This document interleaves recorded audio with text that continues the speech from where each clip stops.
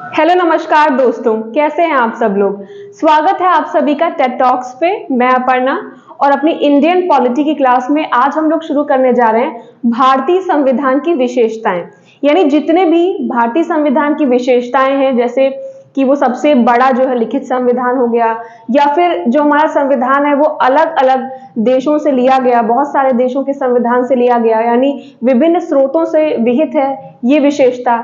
तो इन सबको मिलाकर लगभग 12 से 13 विशेषताएं हैं जो हमारे भारतीय संविधान की हैं, वो हम लोग एक एक करके पढ़ेंगे। तो चलिए शुरू करते हैं आज की क्लास को। आज की क्लास बहुत इंटरेस्टिंग होने वाली है, बहुत कुछ नया सीखने वाले हैं, तो पूरे मन से पूरे इंटरेस्ट के साथ पढ़िएगा। ये अब हम लोग जो भारतीय संविधान की विशेषताएं पढ़ने जा रहे हैं, यानी हमारे संविधान की क्या विशेषता है, उसकी क्या खासियत है, उसके बारे में पढ़ने जा रहे हैं। तो जो पहली विशेषता है वो हम लोग पढ़ेंगे विभिन्न स्रोतों से विहित। मतलब जो हमारा भारतीय संविधान है, इंडियन कॉन्स्टिट्यूशन जो बनाया गया, वो अलग अलग देशों के संविधान से जो है बनाया गया, अलग अलग देशों के संविधान की सहायता ली गई हमारे भारतीय संविधान के निर्माण में। यानी ये क्या है, विभिन्न स्रोतों से विहित है, यानी इसको बनाने में जो है अलग अलग तरह के कई सारे सोर्सेस का यूज हुआ। इस कारण जो है, क्योंकि हमारे देश का जो संविधान था उसको बनाने में बहुत सारे देशों का जो संविधान था उसको पढ़ा गया, उनमें जो अच्छी अच्छी बातें थी उसे ली गई। तो इस कारण जो भारतीय जो संविधान था उसे जो है चोरी का संविधान भी कहा गया। उसे कहा गया कि अरे ये तो अलग अलग देशों के संविधान से लिया गया, ये तो चुराया गया है। तो इस पे डॉक्टर बी.आर. अम्बेडकर ने बहुत अच्छी बात कही। उन्होंने कहा कि देखिए, ओरिजिनल संविधान बना के क्या फायदा होगा, ओरिजिनल संविधान का कोई फायदा है, कोई फायदा नहीं, बल्कि संविधान तो एक ऐसा संविधान होना चाहिए देश के लोगों के लिए जो उनके लिए हितकारी हो, उनके सभी हितों का संरक्षण करता हो। तो हम एक ओरिजिनल संविधान बना लें कि किसी भी संविधान में जो बातें ना हो वो लिख दें, या फिर ज्यादा अच्छा क्या होगा देश के लोगों के लिए कि हम एक ऐसा संविधान बनाएं जो सभी के हितों का संरक्षण करे और सभी के लिए हितकारी हो। तो हमारा जो भारतीय संविधान है उसकी एक विशेषता क्या है कि वो विभिन्न स्रोतों से विहित है। मतलब अलग अलग देशों के जो संविधान है उसमें जो अच्छी अच्छी बातें थी वो हमारे देश के संविधान में ली गई है।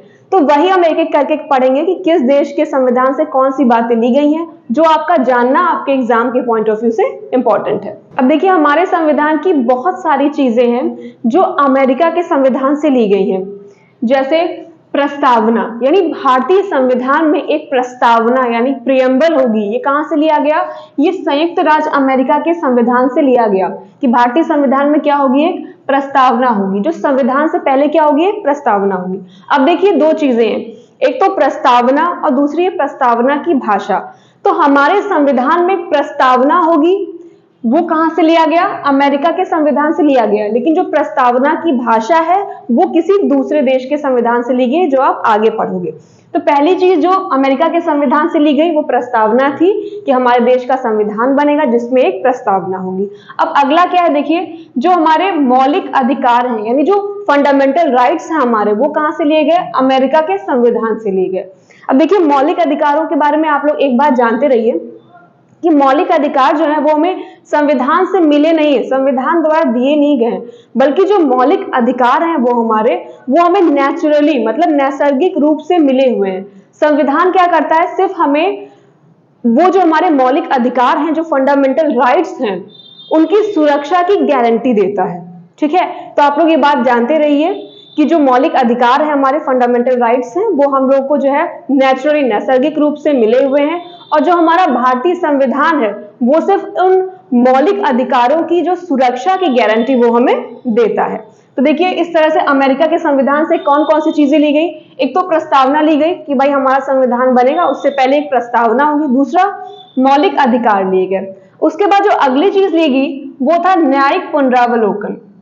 अब ये न्यायिक पुनरावलोकन क्या होता है, देखिए, मान लीजिए कि अगर जो है संसद ने कोई कानून बना दिया, ठीक है, तो उसके बाद क्या है, सुप्रीम कोर्ट को यानी जो हमारे देश का उच्चतम न्यायालय है उसको ये अधिकार है न्यायिक पुनरावलोकन। पुनरावलोकन मतलब क्या होता है, किसी चीज की समीक्षा करना। तो मान लीजिए अगर संसद ने कोई कानून बनाया तो जो सुप्रीम कोर्ट है वो क्या कर सकता है, उस कानून की समीक्षा कर सकता है, समीक्षा कर सकता है, और वो जो कानून बनाया गया है संसद द्वारा उसकी संवैधानिकता की जांच कर सकता है। और संवैधानिकता की जांच करना मतलब क्या होता है कि जो भी उन्होंने कानून, जो कोई भी नियम बनाया है, तो उससे कहीं जो भारतीय संविधान के जो प्रावधान है उनमें किसी की भी जो हित है, उनके अधिकार हैं, उसका वायलेशन तो नहीं हो रहा है। तो वही आपका न्यायिक पुनरावलोकन। अवलोकन मतलब किसी चीज के बारे में जो उसकी जांच पड़ताल करना। अब पुनरावलोकन करना मतलब कोई चीज बनाई गई जिसकी आप फिर से समीक्षा कर रहे हो। तो जो हमारा संविधान है वो सुप्रीम कोर्ट को यह अधिकार देता है कि अगर संसद ने कोई कानून बनाया है तो उसकी समीक्षा कर सकता है, उसकी संवैधानिकता की जांच कर सकता है। मतलब वो ये देख सकता है कि ये जो कानून बनाया गया है इससे जो देश के लोग हैं और या जो संविधान का जो प्रावधान है, किसी भी प्रावधान का कहीं वायलेशन तो नहीं हो रहा है। तो जो न्यायिक पुनरावलोकन है वो भी अमेरिका से लिया गया। यानी हमारे देश में किस चीज की सर्वोच्चता है? संविधान की सर्वोच्चता है, इस तरह हम कह सकते हैं। क्योंकि सुप्रीम कोर्ट क्या कर रहा है, जो भी संसद द्वारा कानून बनाया गया है उसकी संवैधानिकता की तो जांच कर रहा है कि कहीं संविधान के कोई भी जो प्रावधान है उसका वायलेशन तो नहीं हो रहा है। तो इस तरह हमारे देश में क्या है, संविधान की सर्वोच्चता है। और वो भी कहां से लिया गया है? अमेरिका के संविधान से लिया गया है। तो इस तरह देखिए जितनी भी इंपॉर्टेंट बात है वो सब कहां से ली गई है? अमेरिका के संविधान से ली गई और आप लोग को इन सबको याद भी रखना है।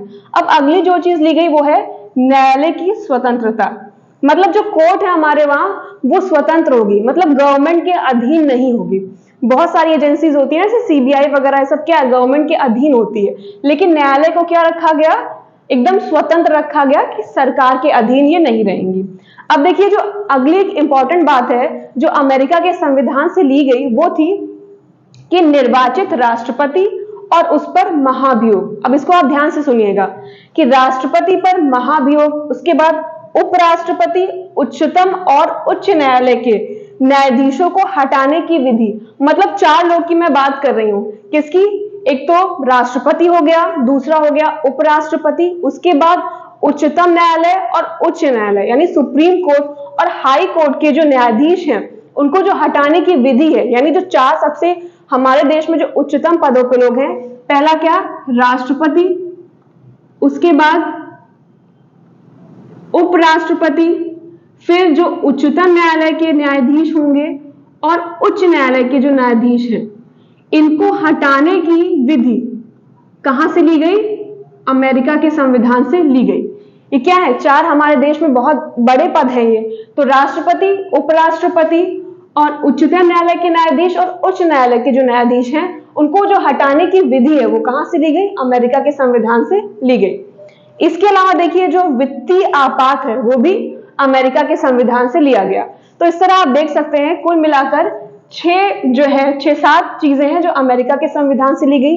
पहला तो ये कि हमारा जो संविधान बनेगा उसके पहले एक प्रस्तावना होगी, हमारे देश को के जो नागरिक हैं उनके मौलिक अधिकारों की सुरक्षा की गारंटी दी जाएगी, न्यायिक पुनरावलोकन होगा यानी संसद जो भी कानून बनाएगी उससे जो संसद द्वारा बनाया गया कानून है उसको अंतिम नहीं मान लिया जाएगा। मतलब जो कोर्ट है उस पर समीक्षा कर सकती है, उसकी संवैधानिकता की जांच कर सकती है। इसके अलावा जो हमारे देश के राष्ट्रपति, उपराष्ट्रपति, उच्चतम न्यायालय के न्यायाधीश और उच्च न्यायालय के न्यायाधीश हैं, इन चारों को जो हटाने की विधि है वो भी अमेरिका के संविधान से ली गई। और एक आखिरी वित्तीय आपात, ये सारे जो है अमेरिका के संविधान से लिए गए हैं। तो ये इंपॉर्टेंट है, आप लोग इन्हें जरूर याद रखिए। अब देखिए जो अगला है वो है ब्रिटेन। तो अब हम पढ़ेंगे कि ब्रिटेन से हमारे देश में जो है कौन कौन सी चीजें ली गई। तो देखिए संसदात्मक शासन प्रणाली यानी जो पार्लियामेंट्री सिस्टम है वो कहां से लिया गया? वो ब्रिटेन से लिया गया। देखिए हम लोग इन्हीं के गुलाम थे, यही हम पे शासन कर रहे थे, तो हम लोग को उस व्यवस्था की आदत थी। तो जब संविधान निर्माण हुआ तो ये बात हुई कि भाई इसी चीज को, इसी शासन प्रणाली को जो है हम लोग इसमें जीते आए हैं, इसको फॉलो करते आए हैं, तो यही हमारे लिए ज्यादा सही होगी। देखिए एकदम से नया कुछ करते तो लोगों को उसको अडॉप्ट करना बहुत मुश्किल हो जाता। इसीलिए जो ब्रिटेन से हमारे देश के जो संविधान निर्माण करता थी उन्होंने वहां से संसदात्मक शासन प्रणाली ली, क्योंकि हम लोग उसी चीज में जो है जी रहे थे, हमारे जो जीवन यापन का तरीका था उसी ढर्रे में चला रहा था। तो ब्रिटेन से हमने क्या लिया? संसदात्मक शासन प्रणाली यानी जो पार्लियामेंट्री सिस्टम है हमारे देश में वो कहां से लिया गया?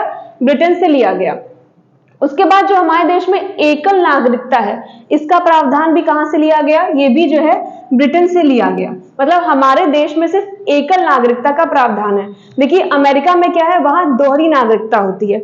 मतलब जो भी लोग अमेरिका के नागरिक हैं, अमेरिका देश के नागरिक हैं, और अगर वो न्यूयॉर्क में रहते हैं तो उनके पास दोहरी नागरिकता है। मतलब वो न्यूयॉर्क के भी नागरिक कहलाएंगे और अमेरिका के भी नागरिक कहलाएंगे।